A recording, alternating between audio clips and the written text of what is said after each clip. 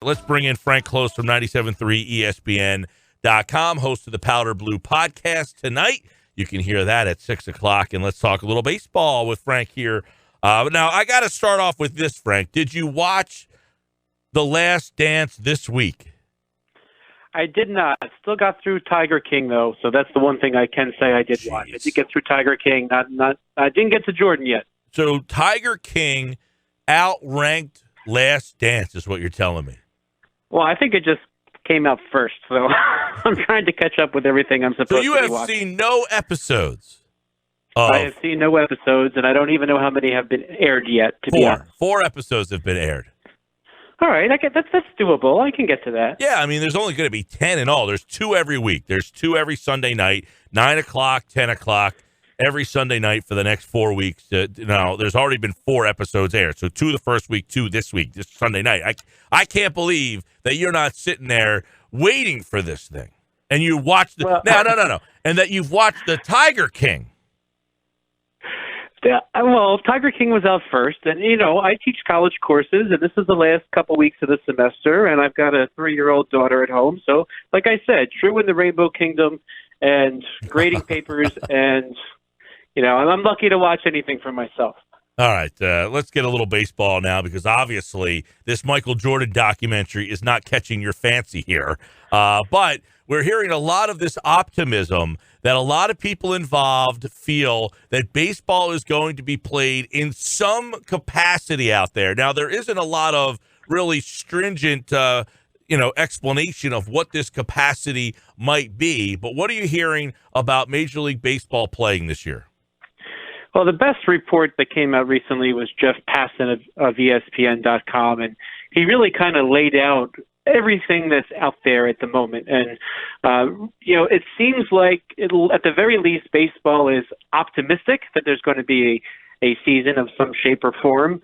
It seems like, though, that they're kind of waiting it out a little bit longer before they make any firm decisions. But as we said before, they're looking at the Arizona option, they're looking at the Florida option, possibly just in the Tampa area. They're looking at Texas. Jeff Passan even threw out, well, what if, say, Minnesota is in a good spot in terms of the virus? Do you try to play up at Target Field because that's kind of away from everything else? So there's a lot out there. It seems like they're all very motivated to have a season, and they will find a way to do so.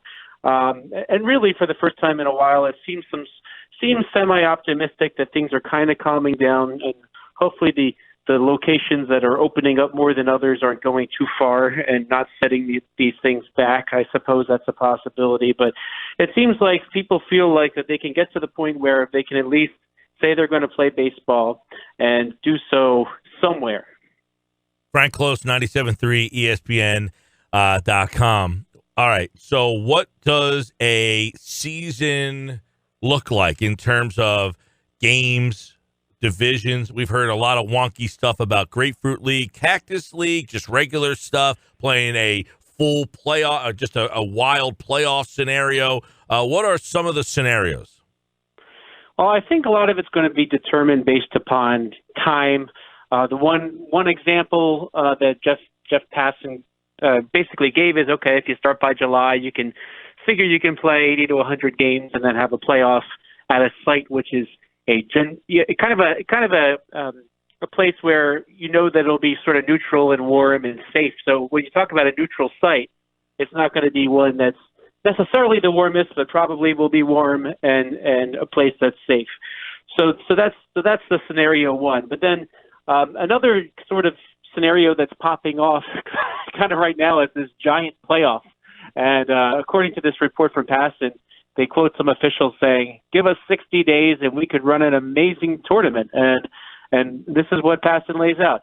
Maybe you organize by your by divisions, and you have your 5 teams in your little hub there, and then you declare the top 2 teams in your division, and they advance to the next round, and you go until you have a winner. Now, that is so far removed from an actual baseball season, but I think at that point, if you get to that point, it's kind of the idea that you want to do something, and you probably can't call it a normal baseball season. You probably can't have a World Series champion, but maybe it's a way that you've sort of accepted that this year is going to be unlike any other year.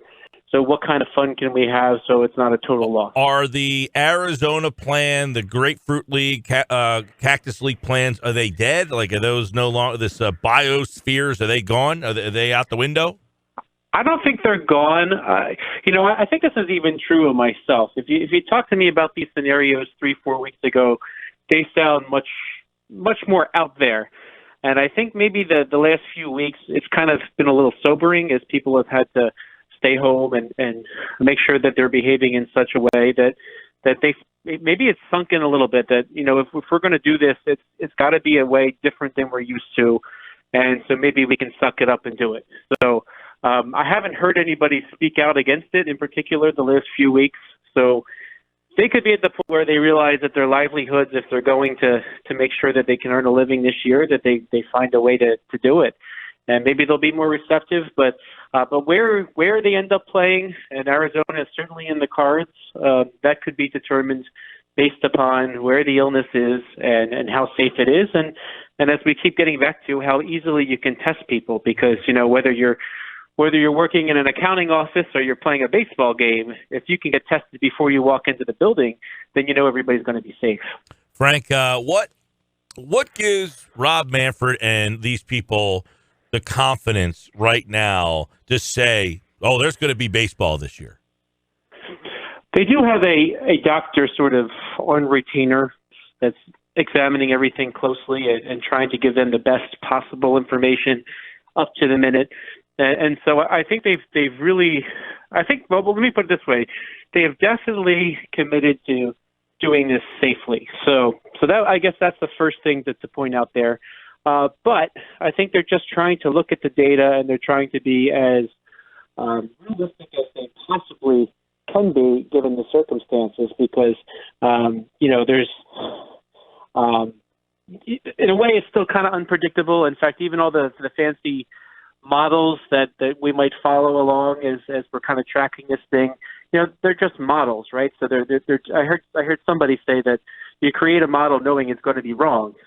So I think they're monitoring those things, but I think they're doing so closely, and they're doing so with basically the people's health in mind. Frank Klose, 97.3 ESPN.com. All right, let's see. What else is on the docket in terms of this thing? If you look at this, how much is incentive to play this in terms of if there's no games, the players here, they stand to lose a lot, right? Yeah, so there's a few really important things to consider here. So the beginning of all this, when they paused play, they worked out an agreement that $170 million would be allotted to give players some upfront money to get them through April or however else it takes for them to sort of resume something here. So beyond that, there's a lot of players that need their income. So the players want their income. Some of these major league teams, they want to make some income. And kind of the big question here is going to be, if you play without fans, then what? One question sort of being debated is, how can you compensate the major league players right now? There's the argument being made from MLB side that if we're not playing in front of fans, you need to pay us. I mean, we need to pay the players a lot differently. And as of a week, 10 days ago, Tony Clark of the MLB Players Association, he's saying, well, no, we didn't agree to that. We're agreeing to just, play, be paid for the games that we play. Right. So, but when you consider that a team that draws 2 million fans, which is sort of, nothing overwhelming, that's $100 million if you're talking an average ticket price of $50. And $100 million, that's entire teams' payrolls in some cases. So there's going to have to be a point where the two sides just basically are just open and honest with each other, look at the dollars and cents and say, how can we make this work in a way it doesn't affect everybody? Because, some teams have expressed the concern that if they play without fans in the stands, they're going to lose money, and not every franchise is able to do that. Maybe the Phillies, being a bigger franchise, they can say, okay, we'll take our hit this year because it'll be beneficial to us down the line. But not everybody can do that. Right. And I guess another question would be, and this would be interesting, it sounds like, Frank, no minor leagues. So what happens to those guys and the guys who would have started the year like Alec Baum and Spencer Howard? If there's no minor leagues for them. Yeah, that's going to be a really tough question. But what's probably going to have to happen is what you see at like playoff series. In the MLB playoffs, you can keep extra players around in uniform in case of injury, and then you can quickly activate them. They're probably going to have to, wherever the teams hole up, they're probably going to have to keep at least a supply of players that can step in case of an injury. And who knows, maybe they're going to call some of the veterans that don't have jobs yet just to be those guys that could jump in the case of emergency. Probably you'll see teams like the Phillies take their best prospects at AA and AAA and either keep them on the major league roster or keep them nearby. But those players need to stay in shape. You got to imagine some of the ones on sort of this reserve list will be working out along with the major league club while they get ready for games, because you're not going to have the usual supply. And we've seen some Phillies teams in recent years that have had injury after injury. Eventually you're going to run out of players. So and if you need to wait out a 14-day period for some of these players before they can come back, or they're coming from other places. If the testing isn't up to boot, that could create a real challenge. So, but in terms of the major league players being supplemented by minor league players, a lot of these minor league players probably just won't have a season, because as much as we love going to places like Reading or Allentown or Lakewood, they are not in a position to socially distance like the major league teams can. The minor league teams are not just going to say, well, let's go to Omaha, Nebraska, and just be quarantined in there in some biodome.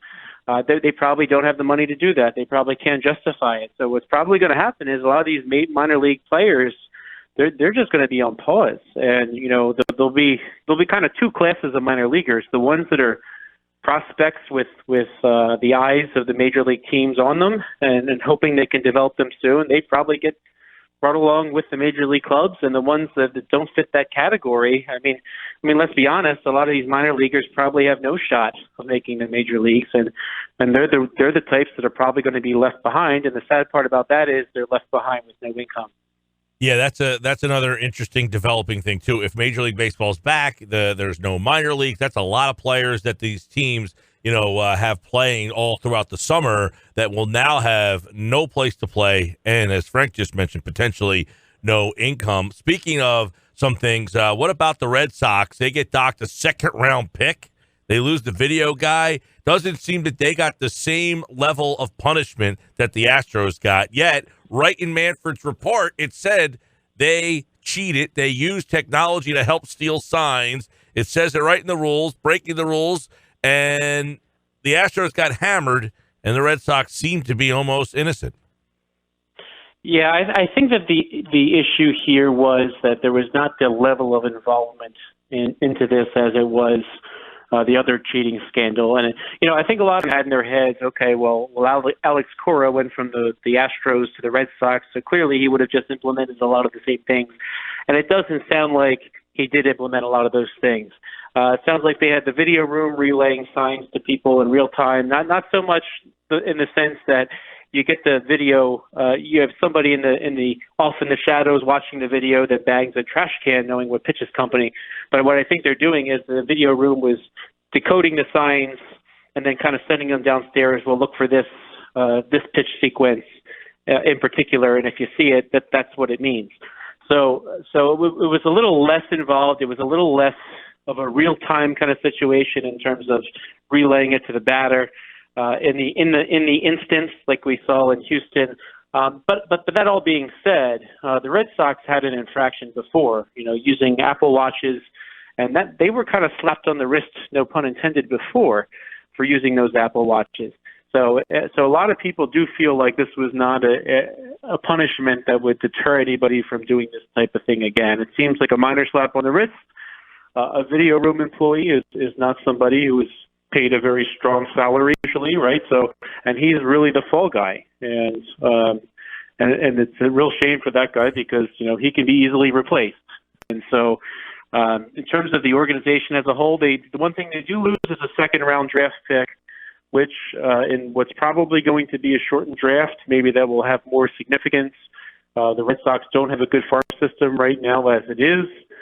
It will hurt them, but a lot of people don't believe it's hurt them enough to just, to make anybody really think twice before doing anything again in the future. All right, Frank Klose, 97.3, ESPN.com. They'll have more tonight on the Powder Blue podcast that comes on at 6 o'clock. Get a little baseball fix for you guys out there. I'm sure more on some of these topics and more tonight. The Powder Blue podcast tonight on 97.3 ESPN. And, of course, you can check that out right now on our website, 97.3ESPN.com. All right, Frank. Thanks, pal.